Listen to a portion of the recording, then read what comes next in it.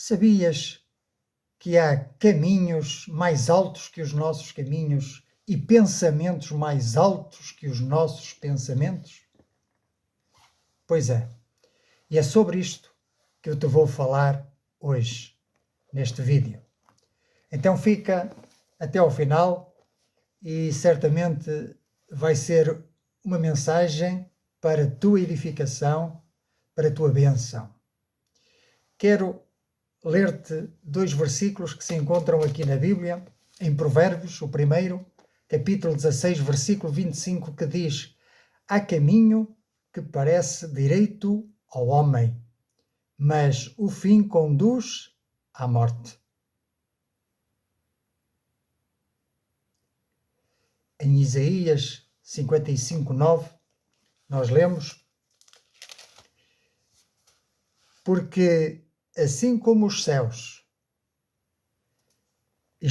são mais altos do que a terra, assim são os meus caminhos mais altos que os vossos caminhos, e os meus pensamentos mais altos que os vossos pensamentos.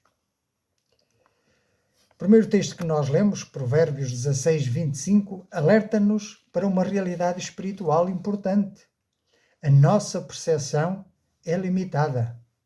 Aquilo que parece certo, que parece lógico e até seguro aos nossos olhos, pode, na verdade, afastar-nos do alvo, pode, na verdade, afastar-nos do propósito e dos planos de Deus. Por isso é um alerta, é uma chamada de atenção, para que abramos os nossos olhos, para que possamos ver para além do horizonte. Muitas vezes confiamos no nosso entendimento, nas emoções, na opinião dos outros e esquecemos-nos de que só o Senhor vê o caminho com perfeição e por completo. O segundo texto, que se encontra em Isaías 55, 9, complementa esta verdade, ao lembrar-nos que os caminhos e os pensamentos de Deus estão muito acima dos nossos. O que não compreendemos hoje faz parte de um plano maior, de um plano perfeito e amoroso de Deus. Quando Deus, no nosso dia a dia, nos conduz por direções que parece não fazerem sentido de imediato, não é para nos prejudicar, mas é porque Ele conhece o fim desde o princípio. Nada o pode surpreender. Ele não é apanhado desprevenido. Ele é soberano, Ele controla. Ele é quem determina. Pegando nestes textos, nós podemos ver que eles nos ensinam a viver uma fé que não depende apenas daquilo que nós vemos com os nossos olhos físicos ou o que sentimos com a nossa alma, mas ensina-nos a viver com uma confiança profunda num Deus que é o Senhor da história. Ensina-nos a seguir o Senhor, a seguir a sua palavra, a atentar para a sua palavra, porque a sua palavra não passa de moda. As suas palavras são verdadeiras e eternas. Pedro respondeu ao Senhor Jesus certa vez dizendo: Senhor, para quem iremos nós? Só tu tens palavras de vida eterna. Mas sabe uma coisa? Se queremos seguir os caminhos do Senhor, se queremos seguir os seus conselhos e conhecer e atentar para os seus pensamentos, há uma atitude crucial que tu e eu precisamos tomar. E essa atitude chama-se humildade. O Senhor exige de nós humildade, uma entrega e uma disposição para deixar de lado o nosso caminho, aquele caminho que nos parece certo, para abraçar o caminho de Deus. E o caminho de Deus é uma pessoa, Jesus Cristo, pois ele diz: eu sou o caminho, a verdade e a vida, e ninguém vai ao Pai a não ser por mim. Por isso, se me permites dar um conselho, é reconhecer, e digo também a mim próprio, é reconhecermos os limites do nosso entendimento e submeter-nos aos planos de Deus, submeter-nos à revelação da sua palavra. É confiar em Deus, mesmo quando os seus caminhos parecem difíceis, parecem confusos para nós. No final, o importante é lembrar-nos de obedecer a Deus. Obedecer a Deus, obedecer à sua palavra, é sempre mais seguro do que confiar em nós próprios, do que seguir o nosso coração enganoso. E para te ajudar a ti e a mim, juntos vamos refletir sobre estas verdades simples, mas profundas. E eu quero sugerir-te que possas juntar-te a mim nesta reflexão, que é uma reflexão pessoal, mas profunda. Esta confiança em Deus contrasta com a nossa autoconfiança. Precisamos perguntar-nos se há áreas da nossa vida em que confiamos mais no nosso próprio entendimento do que em Deus. E se estamos dispostos a entregar os nossos planos e desejos à vontade de Deus, submetermos os nossos desejos à vontade de Deus, passar os nossos desejos e os nossos pensamentos pelo crivo de Deus, que é a sua palavra. Em segundo lugar, podemos perguntar-nos acerca dos nossos caminhos e das nossas escolhas. Há caminhos que até nos podem parecer direitos, mas devemos pensar se, ao fim e ao cabo, eles nos levam a afastar-nos de Deus. E se sim, este é um critério para rejeitar esse caminho. Que decisões recentes fiz sem buscar a direção do Senhor? Tens o costume, tens o hábito de consultar a Deus, sobretudo para grandes decisões? Devemos fazê-lo também nas pequenas, mas nas grandes decisões, oras a Deus, falas com Deus, pedes a Deus um conselho? Ao meditarmos acerca dos pensamentos de Deus e dos caminhos de Deus, são mais altos que os nossos?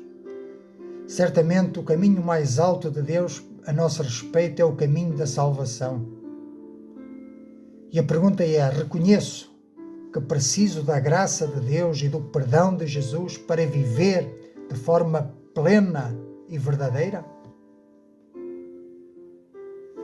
Estás pronto? Estou pronto para colocar Jesus como Senhor da tua vida, confiando nele para te guiar passo a passo?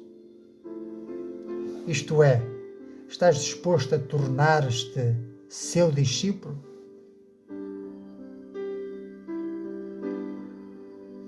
Por outro lado, a pergunta que se impõe é: qual é o nosso compromisso com a verdade?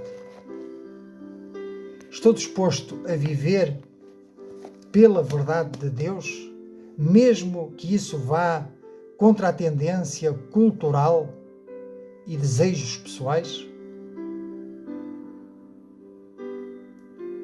Como posso alinhar os meus pensamentos e atitudes com a palavra de Deus diariamente?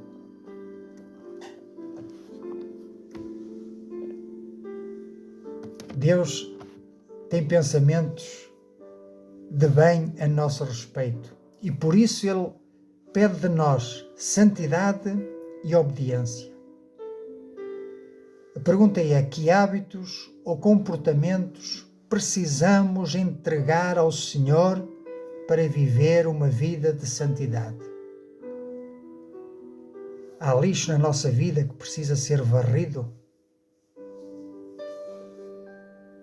Existe em meu interior um desejo sincero, um compromisso de obedecer a Deus mesmo quando é difícil ou quando exige renúncia?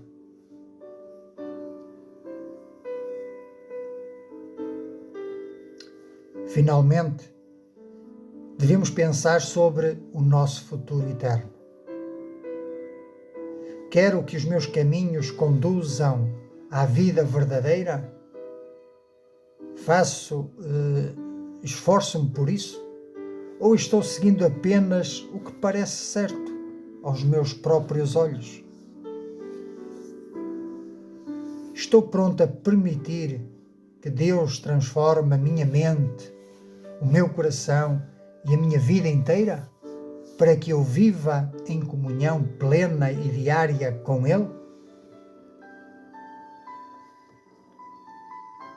Depois de responder honestamente a estas perguntas, seria bom que tu e eu fizéssemos um compromisso com Deus, pedindo perdão pelos nossos pecados, pelos nossos caminhos errados e renovando um voto de confiança em Jesus, pedindo-lhe força para obedecer e viver em santidade. Por isso eu quero fazer uma oração juntamente contigo. Senhor, ajuda-me a não confiar apenas no meu próprio entendimento. Ensina-me a descansar nos teus caminhos, que são mais altos e melhores, certamente, do que os meus.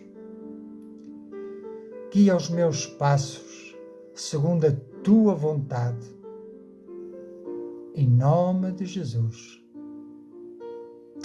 Amém. Antes de me ir embora, se tu ainda não aceitaste Jesus na tua vida, se ainda não crês na verdade do Evangelho, nesta palavra que salva, cura e liberta, eu te convido a fazeres a oração do pecador perdido, mas arrependido, que te vou deixar aqui nos comentários.